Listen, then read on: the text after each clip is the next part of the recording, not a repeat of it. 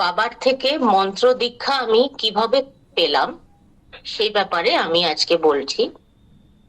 আমার আসলে আগে একবার দীক্ষা হয়েছিল আমাদের পুরো পরিবারের, আমার বাবা মা বোন আমি দীক্ষিত ছিলাম। আমার মেয়েও দীক্ষা নিয়েছিল খুব ছোট বয়সে। সেটা ছিল শ্রী শ্রী রাধারমন চরণ দাস দেব। উনি খুবই উচ্চকোটির বৈষ্ণব মহাপুরুষ ছিলেন। তার শিষ্য, উনিও বৈষ্ণব চূড়ামণি শ্রী শ্রী রামদাস বাবাজি, তার শিষ্য শ্রী গদাধর দাস বাবাজির থেকে আমরা মন্ত্র পেয়েছিলাম। তো সেখান থেকে আমরা পেয়েছি। তারপরে আমার ওই মাসতুতো বৌদি কস্তুরী দি আমাদের পরিবারে আসার পর বাবার সঙ্গেও আমাদের বাবাকেও দেখি এবং দেখছি যে এত ভক্তবৃন্দ সব বাবার কাছে আসছেন এবং এত কিছু পাচ্ছেন ওনারা, বাবার মন্ত্র জপ করে ওনারা অনেক কিছু লাভ করছেন। সেটা দেখে আমার মনে হতো যে আমার দীক্ষা হয়ে গেছে ঠিকই, কিন্তু বাবার প্রতিও আমার একটা আকর্ষণ আমি অনুভব করছি। তাহলে কি আমি কি বাবার থেকে আর মন্ত্র পেতে পারি না? কি করতে হয় কি আমি তো জানি না। শুনেছিলাম যে দীক্ষা, অনেকেই বলতেন যে শিক্ষাগুরু অনেক হতে পারে কিন্তু দীক্ষাগুরু একজনই হয়, এই ধরনের আগে শুনেছিলাম। সেই জন্য আমার মনে মনে একটু দুঃখ ছিল। তারপরে বাবা সেই সময় বেহালায় দীনবন্ধু চৌধুরী দা কৃষ্ণাদি ওনাদের বাড়িতে বাবা আসতেন। তো একবার ওরকমই একটা অনুষ্ঠানে 2007 সালে আমি বাবাকে বললাম যে বাবা, সকলে আপনার থেকে কত কি পাচ্ছে আপনার দেয়া মন্ত্র জপ করে, সব শুনছি, কিন্তু যেহেতু আমার আগে দীক্ষা হয়ে গেছে আমি কি আপনার থেকে দীক্ষা নিতে পারবো না? তখন বাবা বললেন যে হ্যাঁ, নেওয়া যায়, তুমি পাবে, দীক্ষা নিতে পারবে। তারপরে বাবা আমাদের 2008 সালে একটা ডেট উনি বলে দিলেন যে অমুক দিনে তোমরা সবাই এসো সল্ট লেকে তন্দ্রাদের বাড়িতে, তন্দ্রা কুণ্ডুদির বাড়িতে আসতে বললেন বাবা। আমরা বাবার নির্দিষ্ট দিনে গেলাম তন্দ্রাদির বাড়িতে সল্ট লেকে এবং ওই দিনই আমাদের দীক্ষা হলো। সেদিন আমার মা, বোন, আমি, আমার হাজবেন্ড এবং মেয়ে, আমাদের এই কজনের দীক্ষা হলো। এবং বাবা বলেছিলেন যে স্নান করে ধোয়া পোশাক পরে একটা একটা হর্তকি নিয়ে তোমরা চলে এসো। তখন আমি জিজ্ঞেস করেছিলাম যে বাবা, নতুন জামা কাপড় পরার কি দরকার নেই? নতুন জামা কাপড় পরে আসবো কি? তখন বাবা বললেন যে কেন, তোমার সামর্থ্য আছে নতুন বস্ত্র কেনার, কিন্তু যাদের ক্ষমতা নেই, যারা কিনতে পারবে না, তারা কি দীক্ষা পাবে না? কাজে এরকম কোনো নিয়ম নেই, তোমরা পরিষ্কার পরিচ্ছন্ন ভাবে স্নান টান করে এখানে চলে এসো, প্রসাদটা এখানে এসে পাবে। তো আমরা তাই করলাম। আমি সাথে একটা ডায়েরি নিয়ে গেছিলাম যে বাবা যে মন্ত্রগুলো দেবেন সেগুলো কখন, কটা মন্ত্র দেবেন, কত বড় মন্ত্র হবে, হয়তো আমার যদি মনে না রাখতে পারি, কাজে আমি একটু লিখে নেব, এইটা আমি ভেবেছিলাম। কিন্তু আমরা আসা মাত্র আমরা তন্দ্রাদির বাড়িতে ঢুকলাম, ছবির মতো মনে পড়ছে, দেখছি যে বাবা একটা বড় রসগোল্লার হাঁড়ি নিয়ে বাবা ঘুরছেন এবং সবাইকে যাকে দেখছেন রসগোল্লা খাইয়ে দিচ্ছেন, নাও আরেকটা, নাও আরেকটা, নাও, এরকম করছেন বাবা।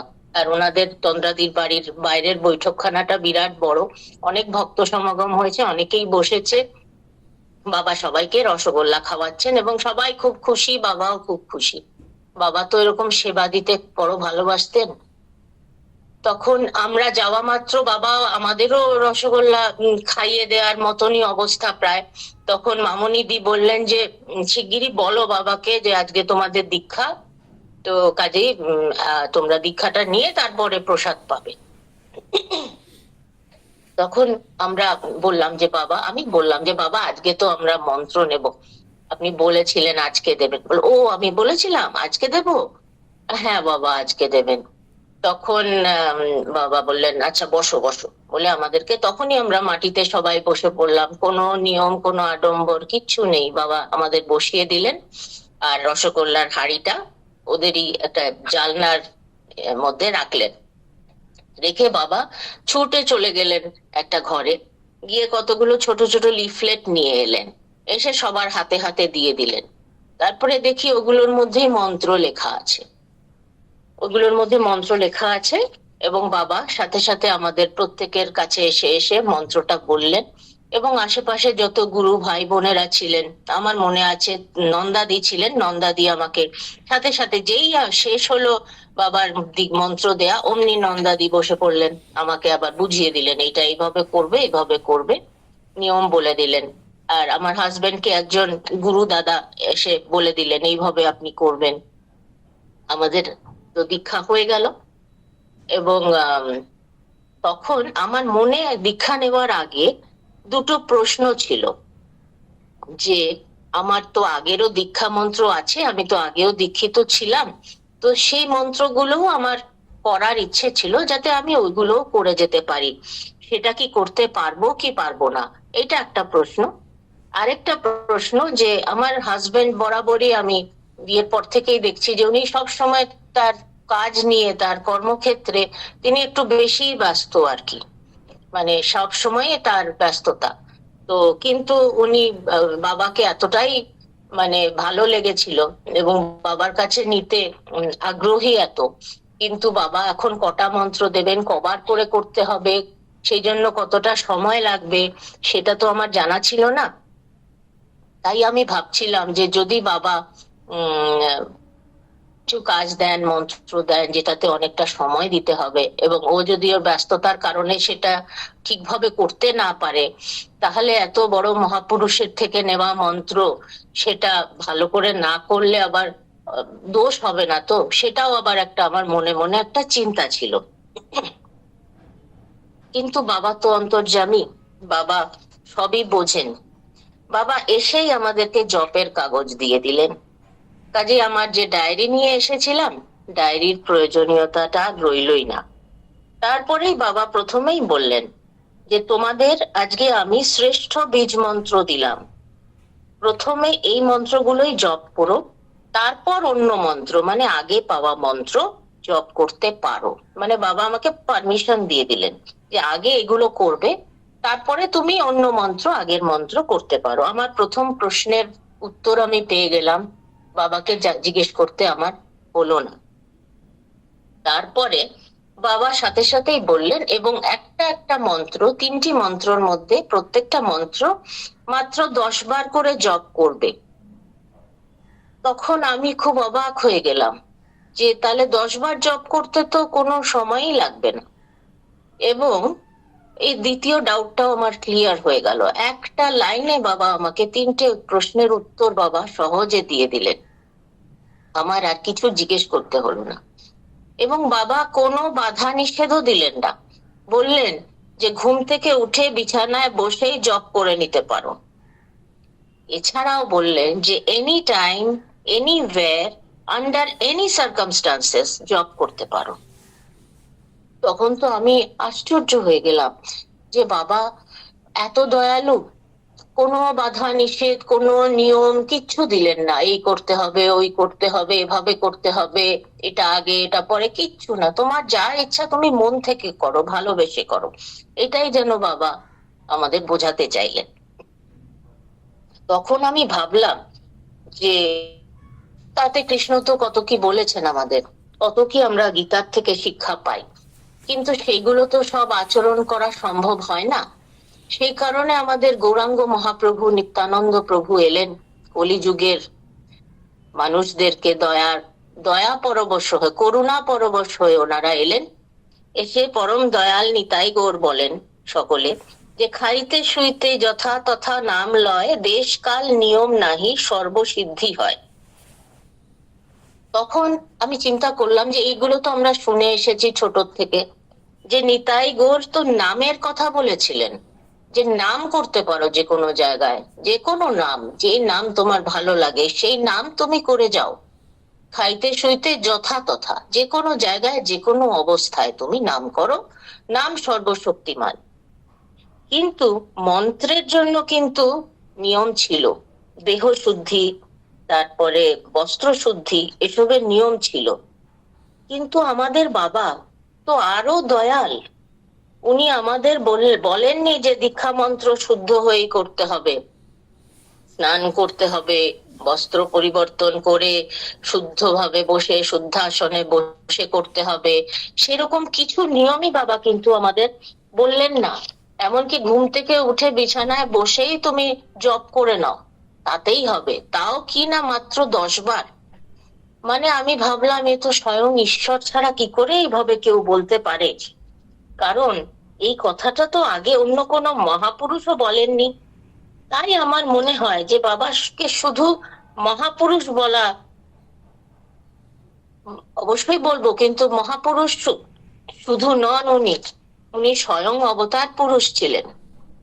কৃষ্ণ যা দেননি নিতাই গৌর তা দিলেন, কিন্তু নিতাই গৌর যা বলেননি তা আমাদের বাবা বললেন, আরো সহজ করলেন আমাদের জন্য। স্বয়ং ভগবান বা অবতার না হলে কি এ কথা কেউ বলতে পারে? আমাদের প্রশ্ন করা উচিত নিজেদের।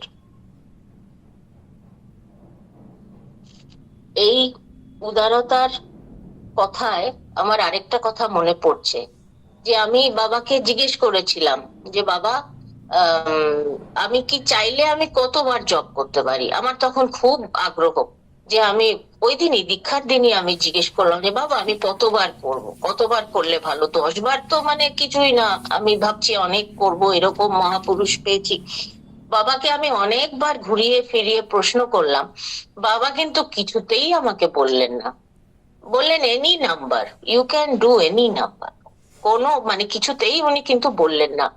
তখন আমি বুঝলাম যে আমি তো অনেক রকম পরিস্থিতির উপর দিয়ে আমি গেছি, সেটা তো বাবা দেখতে পাচ্ছেন, যে সব সময় ওই সময় আমার হয়তো হাতে সময় ছিল, তারপরে সব সময় আমি অতটা সময় দিতে পারবো না। সেই জন্য বাবা আমাকে মিনিমাম যেটা আমার করা দরকার ওটা বললেন, তারপরে তুমি যত ইচ্ছা করো, সেটার কোনো কোনো হিসাব নেই।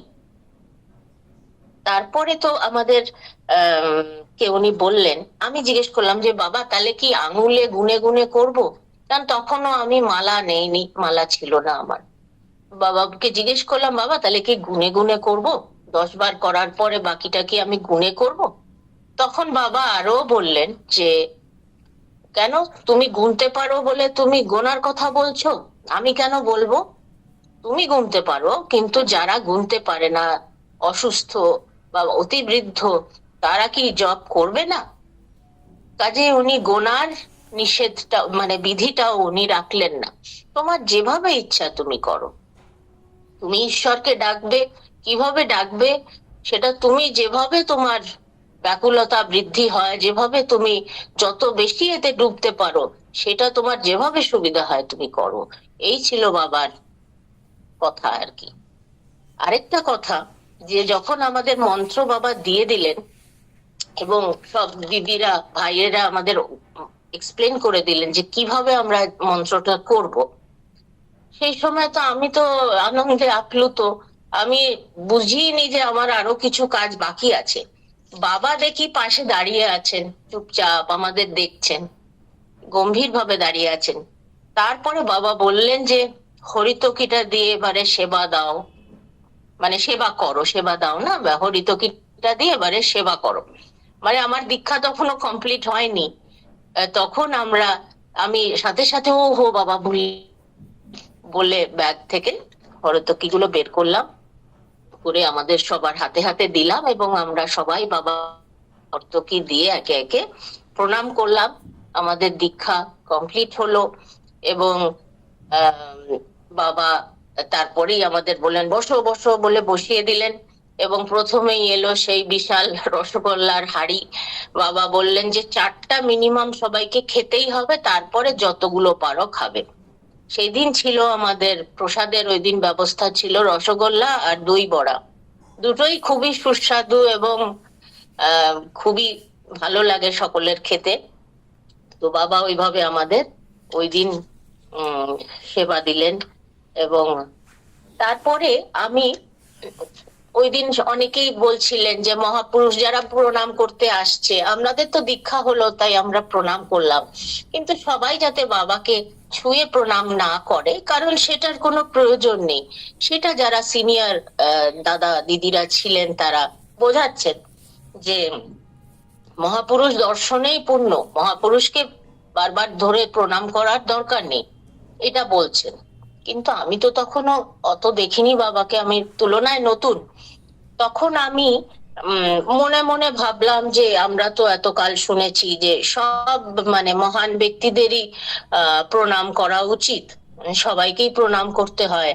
আর বাবা এত বড় মহাপুরুষ, প্রণাম করব না কেন বাবা এরকম বলছেন বা সবাই বলছেন? আমি জাস্ট মনে এটা আমার এই চিন্তাটা এসছে। সাথে সাথে বাবা তখন আমার দিকে তাকিয়ে বললেন যে বৈষ্ণবদের প্রণাম করতে হয়, মহাপুরুষদের দর্শনেই পূর্ণ। বাবা এই কথাটা তখনই আমাকে বললেন। আমি অবাক হয়ে গেলাম যে সত্যি আমি তো এটাই ভাবছিলাম, বাবা আমাকে এই এই কথাটা বলে দিলেন। এই প্রসঙ্গে আমার মনে পড়ছে, এই 3-4 বছর আগে আমি একবার বেনারস গেছিলাম। সেখানে বাবা হঠাৎ বললেন যে এখানে প্রণামের সিস্টেম নেই। আমরা প্রণাম করতে গেছি বেনারসে বাবাকে, গেছি এত দূরে, বাবাকে দেখে একটু প্রণাম করব না, তখন প্রণাম করতে গেছি, তখন বাবা এখানে প্রণামের সিস্টেম নেই এখানে বললেন। এবং সেবার আমরা বাবাকে কেউ প্রণাম না করেই আমরা বাড়ি ফিরলাম। এইটা ছিল আমাদের দীক্ষার ঘটনা।